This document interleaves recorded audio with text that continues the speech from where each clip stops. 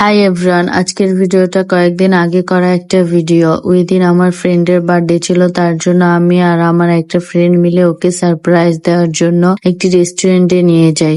আমরা আমার ফ্রেন্ডকে বলেছি যে আমরা ওকে খুঁজে পাইনি, তার জন্য আমরা আগেই চলে এসেছি, কারণ ওর সাথে আসলে তো আর ওকে সারপ্রাইজ দেওয়া হবে না, তার জন্য আমরা মিথ্যা বলে আগে চলে এসেছি। আজকে আমরা যে রেস্টুরেন্টটিতে এসেছি তার নাম হলো কর্নিশ। এখানে ডেকোরেশন অনেক বেশি সুন্দর। এই রেস্টুরেন্টটি 11 নম্বর সেক্টরে পিজা বার্গের রুফটপে অবস্থিত।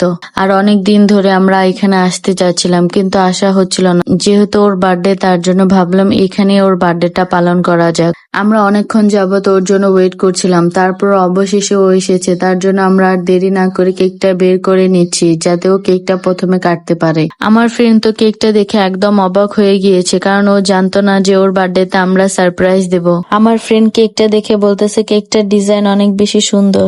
বার্থডের দিন এত ভালো একটা সারপ্রাইজ পেয়ে আমার ফ্রেন্ড তো অনেক বেশি হ্যাপি হয়ে গেছে। ওর ফেসটা দেখলেই বোঝা যাচ্ছে যে ও কতটা হ্যাপি আজকে। আমরা আমার ফ্রেন্ডকে বলছিলাম তাড়াতাড়ি কেকটা কাটা, আর আমরা ওয়েট করতে পারছি না। তোর জন্য আমরা এমনি অনেকক্ষণ যাবত ওয়েট করছিলাম। আমি আর আমার ফ্রেন্ডও দেরি না করে তাড়াতাড়ি কেক খাওয়া শুরু করে দিয়েছি, কারণ আমরা অনেকক্ষণ যাবত এই কেকটা খাওয়ার জন্য বসেছিলাম, কারণ কেক আমাদের অনেক পছন্দ।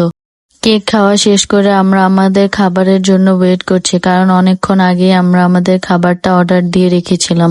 আমাদের খাবারটাও চলে এসেছে, তার জন্য আমরা আর দেরি না করে খাবার খাওয়া শুরু করে দিয়েছি। খাবারটা দেখে আমরা ভেবেছিলাম খাবারটা মজা হবে না, কিন্তু খাবারটা অনেক মজা ছিল। খাবারটা খাওয়া শেষ করে আমরা একটু ছবি তুলছিলাম, আর আজকের ওয়েদারটা অনেক বেশি জোশ ছিল। আকাশটা এত সুন্দর ছিল যা বলার মতো না। কর্নিশ রেস্টুরেন্টের ডেকোরেশনটা অনেক বেশি সুন্দর ছিল, আর যাদের অ্যাস্থেটিক রেস্টুরেন্ট পছন্দ তাদের জন্য এই রেস্টুরেন্টটি পারফেক্ট। আমরা এখন বাসায় চলে যাওয়ার জন্য রেডি হয়ে যাচ্ছিলাম, তখনই আমাদের মনে পড়েছে আমরা যে বার্থডে গিফটটা নিয়ে এসেছিলাম ওইটা তো আমাদের দেওয়াই হলো না। প্রথমে আমার ফ্রেন্ড ওর আনা বার্থডে গিফটটা বার্থডে গার্লকে দিয়ে দিল। বার্থডে গার্ল বলল যে তোরা আজকে আমাকে এত সুন্দর একটা সারপ্রাইজ দিলি, গিফটের কোনো দরকার ছিল না। তারপর আমি আমার আনা গিফটটা ওকে দিয়ে দিলাম, আর ওরা বলছিল তোর বার্থডে গিফট র্যাপিংটা অনেক সুন্দর হয়েছে। আমি বলছিলাম এখানে আমি আমাদের 3 ফ্রেন্ডকে আর্ট করেছি। ওরা দেখে বলছে অনেক সুন্দর হয়েছে।